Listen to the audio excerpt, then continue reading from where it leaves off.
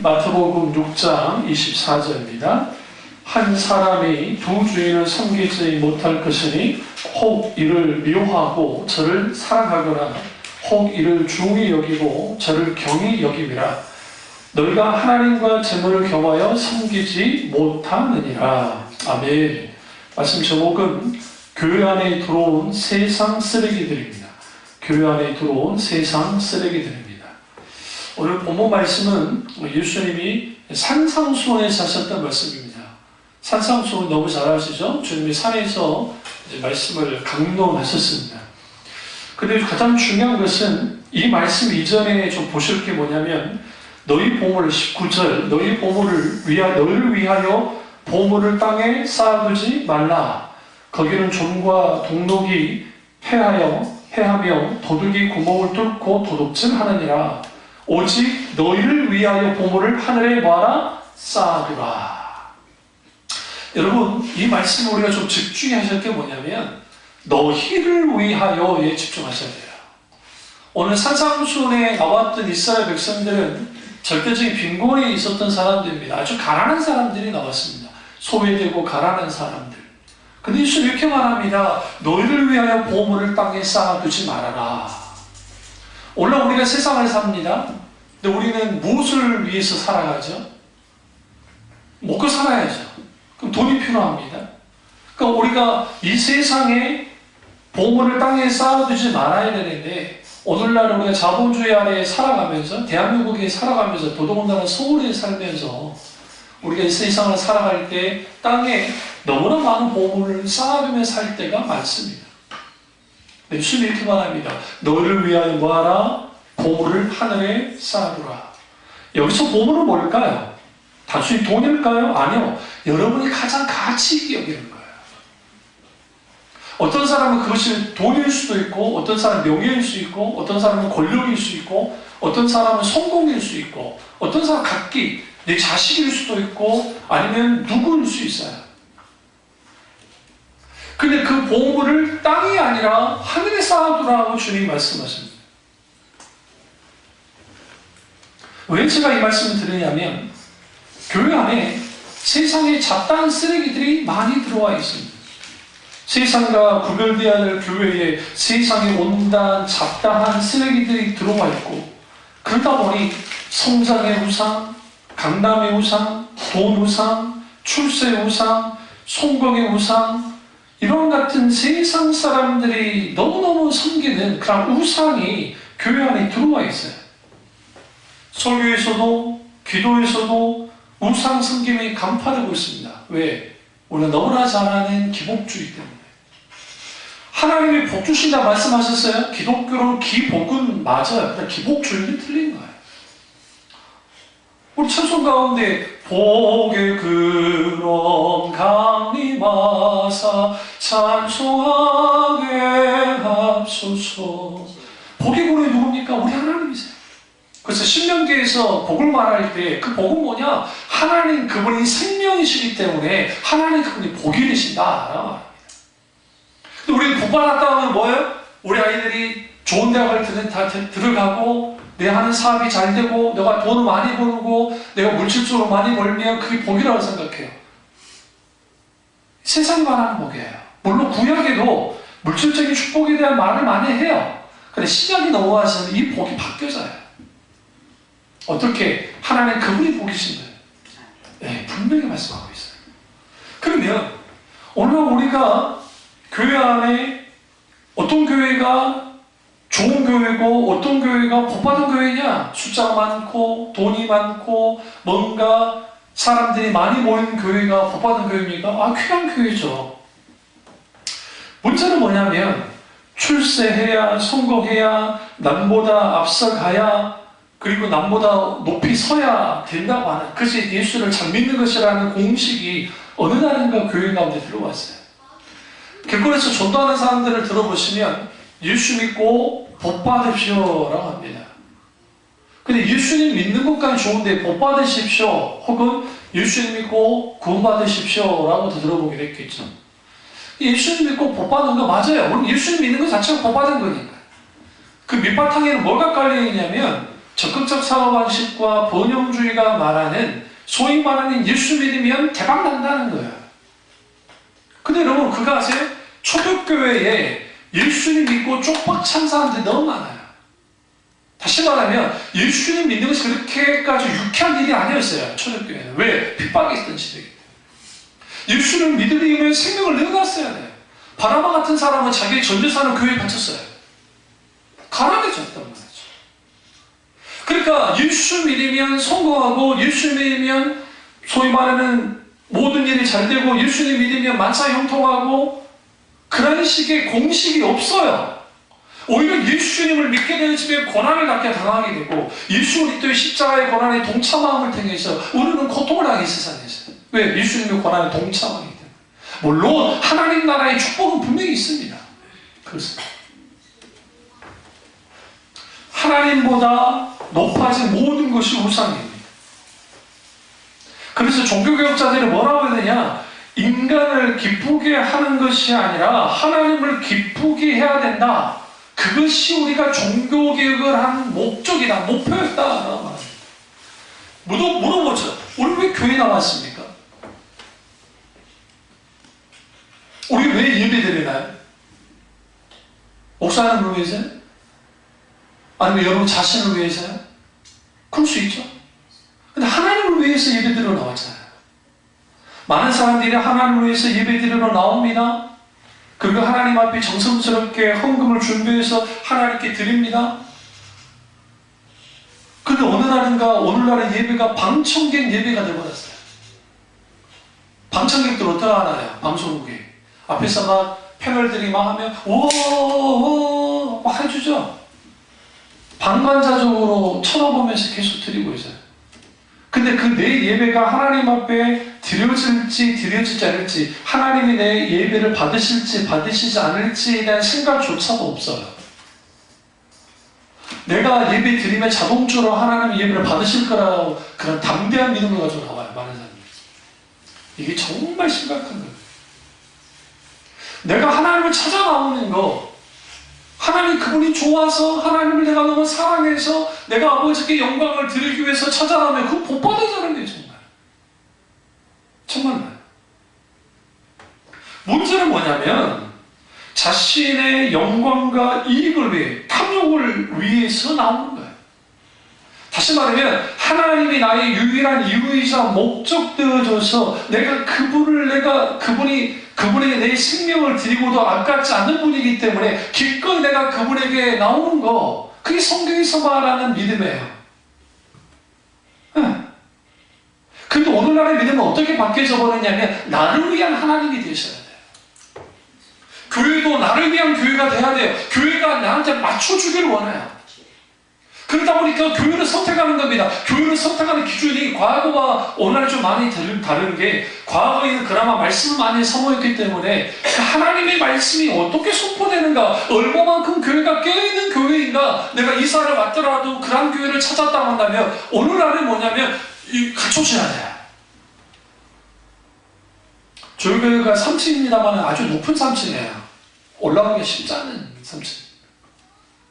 교회도 작고 아주 작고. 그러니까 이렇게 갖춰있지 않으면 소위 말하는 뭐가 되어져요? 그것도 보지도 않아요. 이제는 말씀을 사모하는 시대가 거의 끝장이 났어요.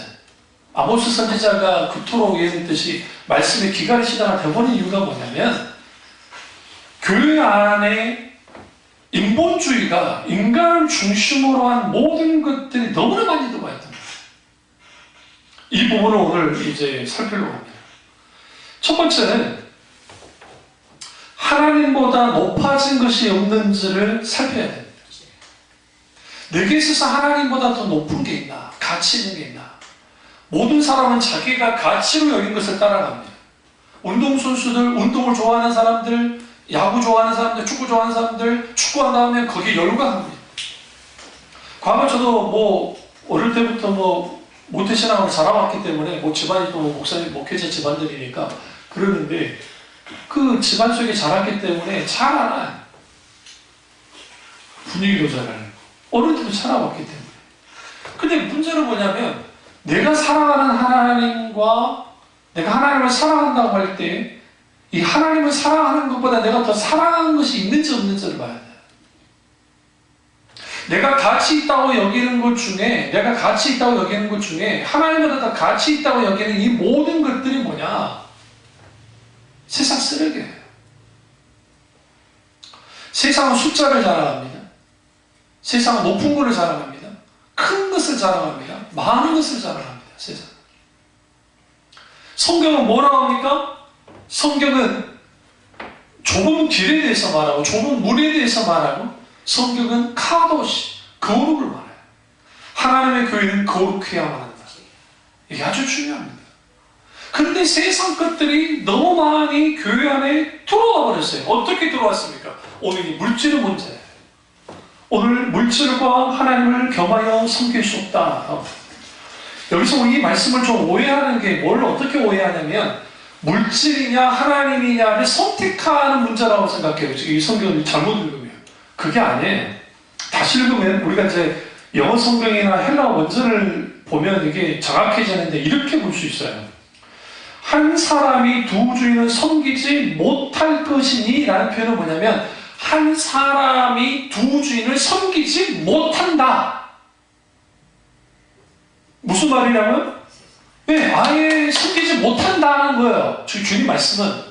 그러니까 세상을 섬기든 하나님을 섬기든 할 수밖에 없다라고 지금 말씀하시는 거예요. 그러니까 우리 이 성경을 잘못 보면 물질이냐 하나님이냐 이 둘 중에 예수님이 이제 선택해라는 그런 설교가 아니에요.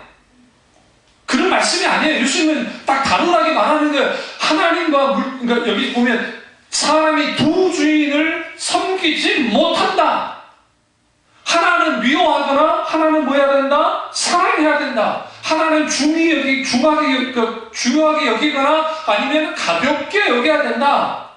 그러면서 하나님과 재물을, 물질을 겸하여 같이 섬기지 못한다라는 말이에요. 그러니까 이거는 물질이냐 하나님이냐 이 둘 사이에서 니네들 빨리 결정하라는 게 아니라 처음부터 하나님을 사랑하든지 아니면 물질을 사랑하든지 해라는 말씀이에요.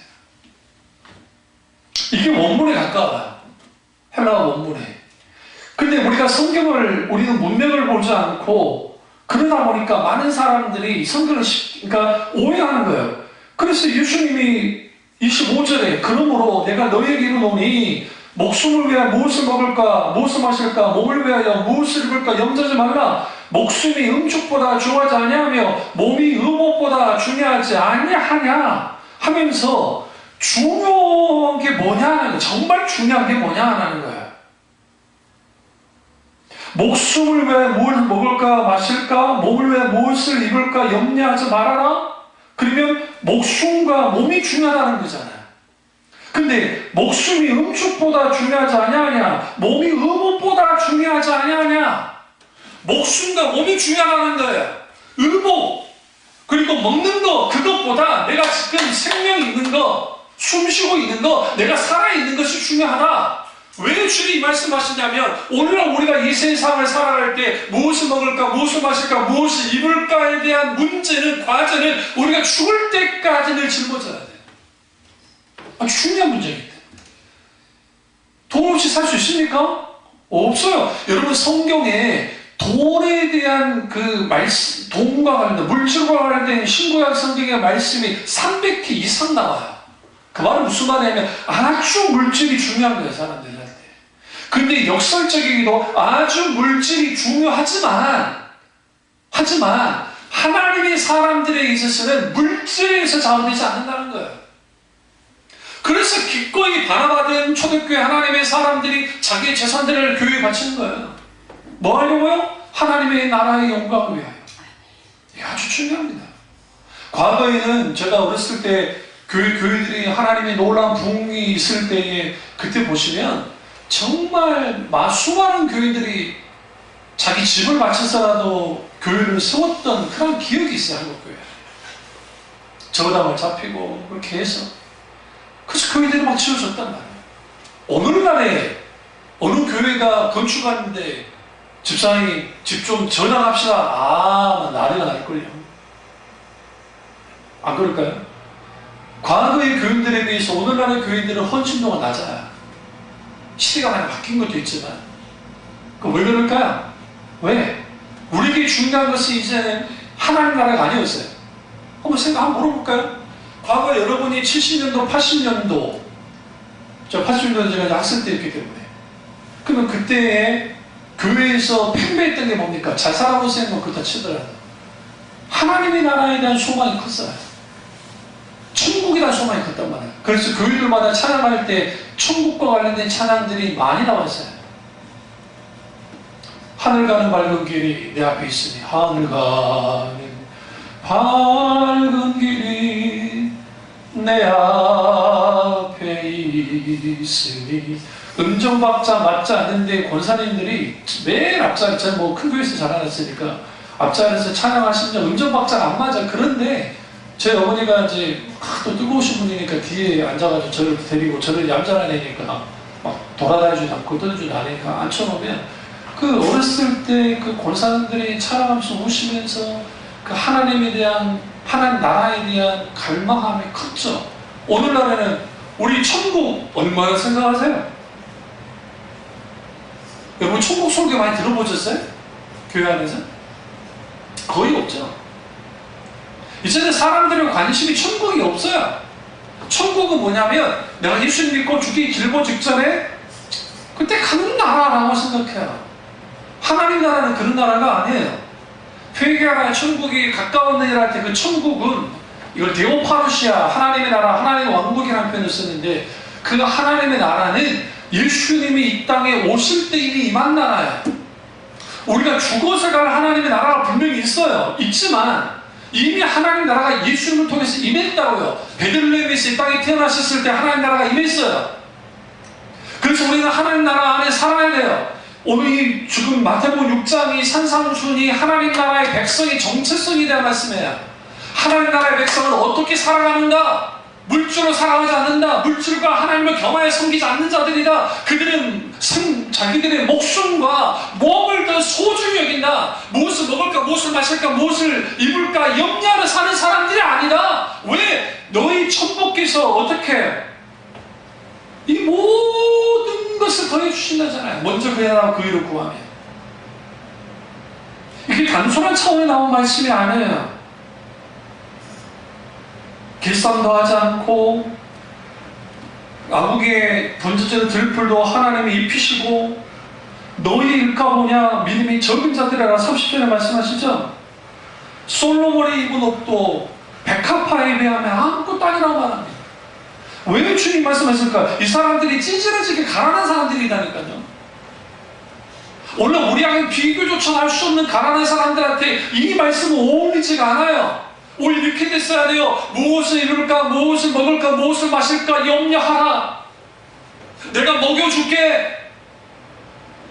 나한테 와. 나한테 오면 이 문제 다 해결돼. 걱정하지 마. 너희는 나만 따라와. 그러지 않으셨다고요. 물론 주님이 500명의 기적과 7명의 기적을 일으켰을 때 그 이유가 목적이 뭐예요? 주님이 예수님 그분이 생명이 떡이신 것을 드러내기 위함.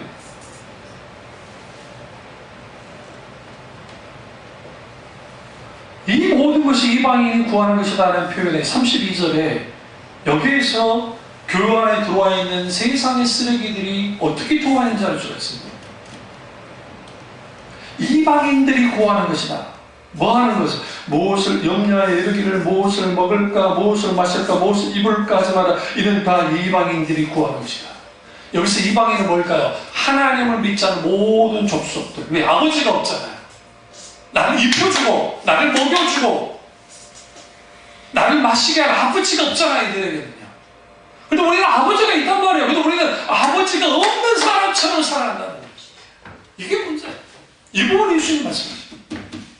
그러니까 하나님보다 높아진 모든 것들이 결국 우상이고 그것이 세상의 쓰레기들인데 교회 안에 그거 아세요? 의사, 손에 나온 사람, 박사, 교수 혹은 기업가 교회 안에 들어오는 그 사람들이 의사 대접받고요. 우리는 의사가 없으니까 그래요. 물론 우리 이제 그때 변호사, 그리고 고위직에 있는 공무원, 아니면 대통령, 누구 들어오죠? 그러면 교회 안에 들어오면 그 직업 유무에 따라서 대우가 달라지는 거 아세요? 하나님은 외모로 취하지 않는다고 하셨는데, 여러분, 초대교회에 헤롯의 젖동생 마나인이라는 사람이 나옵니다. 그 뭐예요? 왕족이에요. 왕족. 초대교회에 왕족이 예수님을 믿는 공동체 안에 이론으로 들어와 있어요. 그 외에도 상류층 사람들이 많이 들어왔어요. 근데 여러분, 그들이 예수님을 믿게 됐는데, 그들이 교회 공동체 안에 취급을 받을 때 그들이 갖고 있는 무슨 왕족으로서의 대접을 받고 그렇지 않았단 말이에요. 예수 공동체 안에 들어올 때는 직업 유무와 상관없이 모든 것이 뭐야 돼요? 공평해야 돼요. 공평한가요? 아니요. 여러분, 장로 선출할 때, 장로님 선출할 때 기준이 뭘까요? 그 기준은, 한국교회 장로님 선출할 때 기준은 그 장로님이 일할 수 있는 분인가, 여기서 좋게 말해서 일할 수 있는 분인가가 일을 할 수 있느냐라는 것이고, 그 이면에는 돈이에요. 돈이 있어야 장로할 수 있다. 왜? 장로는 일하는 사람이기 때문에. 여기서 일한다는 것은 헌금 많이 해야 되는 사람이기 때문에. 그래서 돈이 없으면 뭐 할 수 없습니까? 장로 안 세워줍니다. 그 돈이 없어도 장로 될 수 있는 사람들은 어떤 사람들이 아주 오랫동안 기반을 다졌으면 안 세울 수는 없으니까 세워요. 교회 문제가 되니까. 그러나 주로 신앙사 얼마 하지 않아도 조금만 해도 이 사람이 어느 정도 돈도 있고 뭐도 하면 그냥 그 사람을 세워버려요. 그게 오늘날 세상 성공, 세상 기준이 교회 안에 들어와 있는 현상이에요. 그러면 하나님보다 높아진 게 뭐냐면 우선순위예요. 우선순위. 하나님보다 먼저 우선되어지는 모든 것은 죄예요, 사실. 근데 우리가 그걸 모르고 살아요. 이게 아주 심각합니다. 너무 심각한 거예요. 그래서 예수님이 오늘 재물이라고 하는데, 이 재물이 헬라어에서는 맘몬이라고 되어 있어요. 이 맘몬이라는 건 뭐냐면 재물의 신을 뜻합니다. 물질. 이것을 고린도서 3장 5절에 사도 바울이 탐심은 곧 우상이라 할 때 이 탐심은 이 재물과 관계가 있어요. 그러다 보니까 오늘날의 교회 속에서 뭐가 있게 되었냐면 성장주의적이고 세속주의적인 가치관 속에 있다 보니까 이제는 하나님의 기준이 뒤로 밀려나기 시작하는 거예요. 우리나라 참 가슴 아픈 우리 M교회 아들한테 세시판, 불법적으로 세시판 그 교회 통합처 목사님 그 반대하는 장로님들이 그 성명서 발표했을 때 그랬잖아요. 좀 가슴 아프게. 장로는 3천만 원 내야 되고 권사님 안수입사하면 300만 원에서 500만 원을 교육다가 헌금을 해야 세워준다고 하는. 근데 여러분, 이거는 원래 그런 게 생기게 된 것은 제가 좀 변론 아닌 변론하자면 이거였어요. 그게 뭐냐면, 제가 어렸을 때부터 저는 이제 교회 안에 자랐기 때문에 누구나 잘 알아요. 한국 교회가 아주 약했어요. 무슨 말이냐면, 그렇게 부자 교회가 아니었고 가난한 교회 있잖아요. 그러니까 많은 게 필요해요. 헌신도 필요하고. 그러다 보니까 교회가 이제 성장되어져 가고 할 때 일꾼들을 세울 때 일꾼들이 보다 더 교회를 위해서 헌신하는 자가 됐으면 좋겠다 하면서 모범을 보이는 차원에서 그런 차원의 헌금들을 하기 시작했단 말이에요. 그때는 뭐 강하고 강함하지 않아도 나 헌신해야 되겠다. 내가 이제 이 직분을 받았으니 하나님께 감사해서 해야 되겠다는 생각을 했고, 근데 이런 잘못된 게 이제 이루어진 것은 이제 싸구려 분강사들이 만들어진 거예요. 사실 한국교회 분위기 속에서 싸구려 분강사들이 70년도, 80년도, 90년도에 그 일들을 하기 시작했단 말이에요. 그러면서 이게 굳어진 거예요. 그러니까 첫 출발은 어떻게 됐을지 모르지만, 좋게 출발될지 모르지만, 그것이 이전에 직분 정도 받으면 하나님 앞에 헌금해야 된다. 그 말은 뭐 틀렸다고 할 수는 없죠. 그런데 문제는 뭐냐면 그 방송에서 녹음된 거 들려주는데 제가 그것 때문에 나쁘고러워가지고 그 부목사가 그 권사님한테 전화를 해가지고 권사님 아니 직분을 왜 성으로 받으려 하십니까? 여러분 그게 지금 여러분 이게 교회에서 할 일입니까 이게? 저쪽 성도 10만 명이면 뭐 할 거예요? 근데 여러분 문제는 뭐냐면 분별력들이 없는 거야. 그게 그 내부 내에서 잘못됐다는 인식조차 할 수, 이건 단순히 윤리 도덕의 문제가 아니에요. 하나님의 직분을 세우는데 돈이 오간다? 그것도 기준이 된다? 자기들 아니라고 그러지만 그럼 뭐예요? 감투죠, 감투. 한국교회는 그래서 직분이 어떻게 되어 있냐면 이게 계급이에요, 계급. 이런 계급적으로 되어 있는 직분은 아주 위험스럽습니다. 근데 그러한 것들이 왜 세워지냐? 세상 가치관이 그대로 들어온 거예요. 우리는 유교 문화 안에 자라왔잖아요. 유교 문화는 계급 문화예요. 그러다 보니까 직분도 계급화된 거예요. 그러니까 문의는 예수 믿는 사람인데 사고방식, 행동은 유교이고 불교이기도 해요. 불교는 뭐냐면 자기 공덕을 쌓아서 그리고 자기가 복을 받아내는 거, 이게 이제 계복주의, 소위 말하는 샤머니즘과 연결이 되어 있는데 이러한 특징들이 교회 안에 들어와 있어요. 많은 부분이. 일일이 제가 이제 설명하는 그러니까 그렇지만. 그러다 보니까 우선순위가 이렇게 보죠. 하나님 보시기에 이게 아름다우냐 아름답지 않느냐, 하나님 보시기에 옳으냐 안 옳으냐를 봐야 되는데 그게 아니라 내 기준 상황에서 내가 봤을 때 이거 교회에 이익이 된다면 괜찮은 거예요. 어떤 교회는 한참 교회가 건축이 많을 때 알바끼 해가지고, 그때 당시에 알바끼를 어떻게 할 수가 없었어요. 어떤 교회에서 땅을 먼저 사가지고 그 알바끼로 수십억을 벌어서 그걸 가지고 교회를 졌다고요. 누구라면 될 수도 있어요. 교회 지었으니까 하나님께 영광인 겁니까 그게? 아니에요. 성 베드로, 지금 이탈리아 로마에 있는 성 베드로 성당의 면제부를 팔면서 이렇게 말했잖아요. 헌금함에 동전이 툭 떨어져, 금 하나 탁 떨어지면서 쨍그라는 소리 하면 너희 죄가 하나가 탁탁 사라진다고. 그게 뭐가 달라요? 교회를 비판하기 위해서 제가 말씀드리는 게 아니라 교회 안에 이러한 세상의 잡다한 쓰레기들이 들어오기 시작하니까 이제는 교회가 숨이 막히고 세속화가 되고, 그러면서 그 세속화가 좀 더 가게 되면 이제 이 밤에 컨퍼런스 할 때 종교화가 되는 거예요. 종교적으로 이슈를 되는 거예요. 아주 심각합니다. 두 번째는 교회 안에 들어와 있는 세상의 쓰레기들은 기독신앙을 잠식해버린 기복신앙이에요. 교회 내에 은밀하게 들어왔어요. 하나님 자리를 차지했습니다. 근데 이런 기복신앙이 이게 깨뜨려지지 않는 이유는 뭐냐면 인간의 본성과 관계가 있어요. 저는 여러분이나 법받기 원하십니까? 고난당하기 원하십니까? 고난보다는 법받기 원해요. 저도 마찬가지예요. 내가 아픈 것보다 아프지 않기를 원해요. 근데 사도관은 원합니까? 내가 고난당하는 것이 내게 유익이다라고 말하죠. 성경은 뭐라 해요? 고난의 문제에 대해서 말할 때 고난이, 그러니까 오늘날의 그 세상은 고난은 조주받은 거라고 생각해요.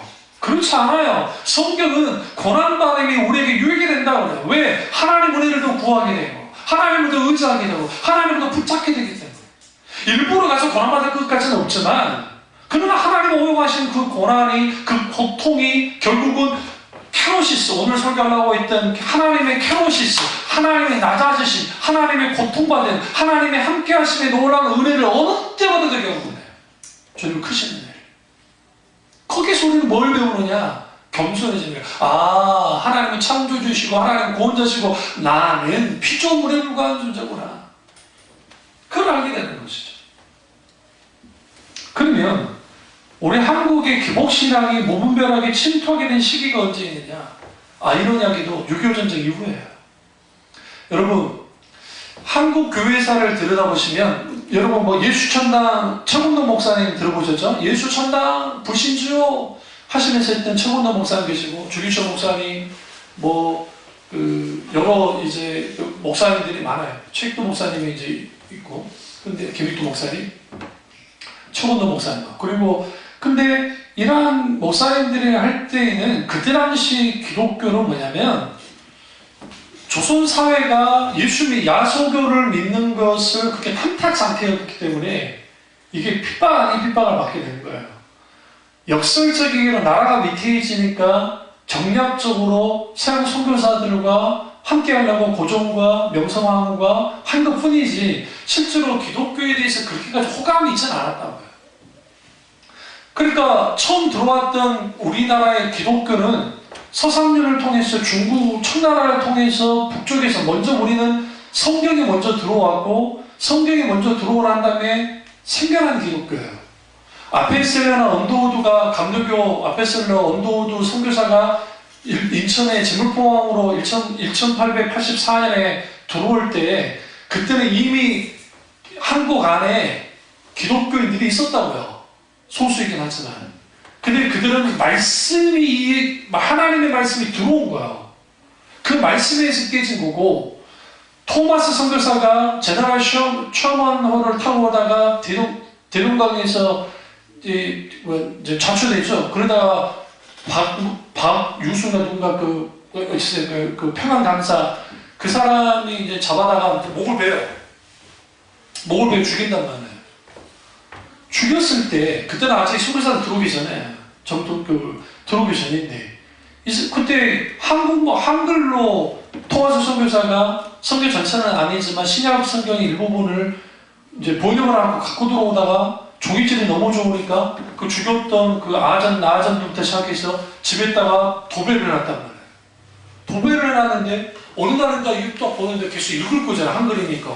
야수께서 어쩌고저쩌고 그 사람이 예수 믿었고 최초의 평양신학교 목사님이 돼요. 무슨 말씀 배워가냐면 한국 기독교의 초기 시작은 뭐냐면 순교의 피와 그리고 하나님의 말씀에 의해서 되어졌다는 거죠. 그리고 언더우드 같은 사람은 D.L. 무디가 이반 로버츠의 부흥, 이반 로버츠의 아일랜드의 대부흥이 제2차 대부흥을 할 때 그게 인도에 영향을 주고 그게 중국에 영향을 줬고 그게 대한민국에 영향을 줬는데 그 여파로 인해서 그 부흥을 경험했던 선교사들이 한국까지 온 거예요. 원래 한국 올 생각도 없었어. 우리나라가 이민지도 모르고 왔다가 왔는데 딱 보니까 한국이 있다는 조선이 있다는 거예요. 조선이 있다고 하니까 하나님이 강하게 너 조선으로 가라. 그래서 언더우드에서 온 거예요. 아페소도 마찬가지고. 그래서 와서 시작된 건 우리는 하나님의 부흥을 통해서 그 하나님의 부흥의 역사를 통해서 시작된 게 한국교회예요. 그러니까 기복주의적이지 않았다고요. 자, 그 말씀 드리려고 이 말씀 드리는 거예요. 그런데 1950년도에 6.25 전쟁 이후에 모든 게 끝장이 나버렸잖아요. 넘어갈 정도로. 미국이 원조로 겨우 입에 풀칠하는 나라가 됐어요. 그러다 보니까 이제 살 수 있는 것은 기독교밖에 없나 보다 라고 하면서 서양에 대한 동경을 가졌고 그리고 기독교를 선택하기 시작했다는 거예요. 그러다가 교회 오면 입을 것도 주고 먹을 것도 주고 교회 오면 뭔가 좀 다른 것 같으니까 그리고 교회 오면 신나게 풍금 소리 해가지고 풍금도 있고 보증 못했던 악기도 있고 보증 못했던 찬송도 하고 해요. 그러니까 어린이들이 천국이 되고 어른들도 헷갈렸던 교회를 기웃거리기 시작했어요. 그러다가 원래는 민간신앙이나 불교나 유교 안에 있었던 사람들이 이제 유교로 끝났고 공자가 죽어야 이민족이 산다는 생각을 했고 불교는 더 이상 어떤 능력도 힘도 없는 종교였고 민간신앙 그대로만 있었고 사람들도 고통스럽게 만들었다는 거예요. 그런 상황이 있다 보니까 교회에 와서 설교를 들으니까 희망의 메시지를 전해주는 게 너무 좋았어요. 그런데 이때 같이 나온 게 뭐냐면 미국에서 본용주의적이고 적극적 사고방식 같은 그런 사조들이 한국교회로 탁 넘어오기 시작한 거예요. 넘어오면서 예수 믿기만 하면 복 받고, 예수 믿으면 배골치 않고, 예수 믿으면 부자 되고, 예수 믿으면 성공할 수 있다라는 것이 이제는 뭐 하기 시작했느냐? 강단에서 외쳐지기 시작했다. 그러면서 이렇게 설교했습니다. 미국을 예로 들면서 미국은 하나님의 복을 받아서 엄청난 부자 나라가 되었고, 우리같이 가난한 나라로 원조해주는 세계 제1의 경제 부국이 됐습니다. 그러니 우리는 하나님의 복을 받으려면, 이런 엄청난 물질적인 축복을 받으려면 하나님을 믿어야만 합니다. 보십시오. 미국이 증인입니다. 미국을 기독교와 동일시한다는데 정말 미국이 기독교입니까? 미국은 처음 시작은 기독교 정신을 시작했을지 모르지만 지금은 어느 나라보다 타락한 나라예요. 물론 그게 침례교, 정말 남침례교 같은 버티고 있으니까 그나마 다행이긴 하지만 그런 나라예요. 그러다가 70년도, 80년도에 우리가 너무나 잘 아는 박정희 대통령 경제 개발 운동이 나면서 거기에서 막 했단 말이에요. 할 수 있다, 하면 된다, 잘 살아보세. 그게 맞아떨어진 거예요. 그리고 도시화 현상이 나기 시작했어요. 도시화 현상이 나니까 시골에 있던 사람도 올라왔는데, 생각해보세요. 옛날에 사람들이 서울까지 올라오고, 제가 서울, 80년도 말에 서울 올라와서 이제 신화가를 할 때 제가 기차를 타고 여수에서 올라왔는데, 몇 시간 걸리죠, 선생님? 6시간 반인가 걸릴까요? 이게 엄청나게 기다려요. 그때 당시 지금 뭐 이제 무궁화 돈이 없으니까 통일로 타고 이제 올라오는 거예요. 돈이 없으니까. 영등포에서 가야 되는데, 아직도 잊지 않아요. 영등포에서 가야 돼요. 그러는데, 과거의 사람들이 시골에서 서울 올라온 것은 오늘 우리나라에 살면서 해외 이민 간 것과 다를 게 없어요. 뭐 있는 게 있어야죠. 말만 통할 뿐이지, 같은 민족이란 뿐이지, 내가 살 집이 있어, 그랬다 뭐가 있어요. 그러니까 사람들이 큰 도시로 왔는데, 마음들 꼬셨는데 누가 환영해요? 교회에서 환영하라는 거예요. 교회로 오라고. 형제 또 마침 또 형제 자매라고 그러네. 그 형제 자매, 정말 이게 하나님의 복이에요. 그게 어떤 면에서.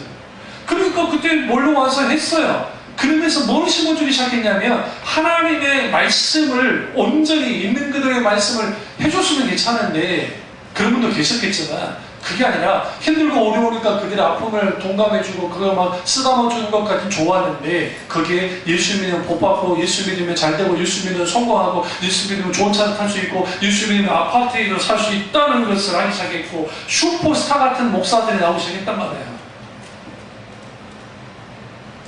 이름이 있는. 그러다 보니까 초등 교회들이 나오기 시작했고, 초등 교회들이 나오기 시작하니까 거기에 사람들 몰려고 하죠. 초등교회에 몰려오게 하려면 복음을 있는 그대로 선포해서는 불가능해요. 다 받아들여야 돼요. 예수님께서 누가복음 보면 예수님이 사역하실 때 수만 명이 모여있다 있습니다. 성경 보시면 얼마나 신났겠어요, 예수님이요. 그런데 예수님이 요한복음을 보시면, 요한복음의 오병이적 이후에 5장, 6장, 7장 쭉 가보세요. 보면 예수님이 오히려 무리로 흩어버려요. 알곡과 쭉정이, 그리고 양과 염소를 언제 나누죠? 주님 심판 때 나누나요? 맞아요. 심판 때 나누는데, 그거 아셔야 돼요. 이건 언제 생겨요? 알곡과 쭉정은 우리가 살아있을 때. 그래서 예수님께서 의도적으로 스칸다리 종아에 걸어 넘어지도록 만들었어요. 말씀 속에서. 교회의 기둥 중에 걸러 넘어지게 하는 요소가 없는 교회는 가짜예요. 이거는 제 말이 아니라 조나단 에드먼, 마틴 로이드 존스, 또 에이든 토저, 이런 정말 기라사한 하나님의 사람들이 정확하게 말합니다. 세상과 충돌하지 않는 교회는 교회가 아니에요. 일부러 충돌할 필요까지는 없어요. 그러나 적어도 세상은 우리를 공격합니다. 우리와 달라요. 그러니까 이러한 이 소위 샤머니즘이 이 기복주가 나왔는데, 그러면 왜 기복주의가 판을 칠 수 있었느냐? 모든 인간의 뭐예요? 소위 말하는 본성이 그러기도 하지만 한국 사람들은 이런 사람들, 보통 그 옛날에 이제 집이 있으면 집에 장독대 있으면 장독대에서 신에게 정한 수라도 떠서 빌었다는 거예요. 비나이다, 비나이다, 10년 있기 비나이다. 우리 뭐 서방님 어쩌게 해주시고 우리 자식들 어떻게 해주시고 달밤에 우리는 다리 종교라고 그래요. 우리 이제 추석 때 뭐 만들죠? 소편 만들죠. 소편이 어떻게 생겼나요? 달들같이 생겼죠? 이윤 교수님이 했던 말이 있어요. 우리는 다른 순상이 때문에 저기라고. 그러니까 정성 들여서 복 받기를 복을 구하는 거예요. 생로병사 중에 우리에게 고통을 주고 화가 되고 막 하는 것들은 막아주시고 신령이 우리에게 복 주시고 비나이다 비나이다 병 걸리지 않게 해주시고 비나이다 비나이다 했던 민족이에요. 여러분이 멀리 생각할 필요 없어요. 우리의 선대 위까지 올라가면 다 그랬어요. 복음이 들어오기 전에 다 그랬다니까요. 그러니까 당연히 기복주의는 한국인의 DNA에 아주 맞아요. 그리고 이게 교묘하게 자본주의 안에 있는 그 탐심이 결함이 돼가지고 이것을 통해서 뭐 하기 시작하느냐. 사람들이 그 속에서 뭐 하기를 그 탐심을 가지고 살아가도록. 그게 기복주의 신앙이, 기복주의가 교회 안에 들어와 있는 겁니다. 시간이 많이 갔기 때문에 다음 주에 인본주의를 말하겠습니다만은 이런 것들이 들어오다 보니까 교회가 어느 날인가 헌금 많이 하는 사람들이 있어 끌려 다니거나 뭔가 좀 슈퍼스타 같은 카리스마가 있는 한 목사님에 의해서 교회가 좌우되거나 아니면 교회 내부에 있는 여러 가지 인간의 기본적인 어떤 이 탐심이 차오되어지는 거예요. 그러니까 하나님 그분보다도 인간이 원하는 것이 우선이 되기 시작할 때 교회가 병들기 시작합니다. 참여주관교는 그러면 그와 상관없습니까? 우리는 똑같아요. 그리스가 이솔가하는 것은 우리 교회는 다르기 때문이 아니에요. 잘났기 때문이 아니고 우리는 뭐 해야 되느냐? 분별해야 되고 각성해야 됩니다. 하나님이 찾는 교회는 그겁니다. 김단정 목사님이 했던 말씀하고 끝내겠습니다. 이 땅에 하나님의 교회가 세워질 때 하나님이 원하는 게 뭘까? 수백만 명이 모이는 교회를 원하실까? 그것도 좋겠지만 이 땅에 하나님이 세운 교회는 거룩한 교회, 하나님의 영광이 임재가 있는 교회가 세워지는 것이다. 그게 숫자와 상관없이. 우리 교회는 적어도 그런 교회가 돼야 되잖아요. 그 은혜가 저와 함께 주님으로 축원합니다. 기도하겠습니다. 제가 기도하실 때 하나님 이 말씀이 나의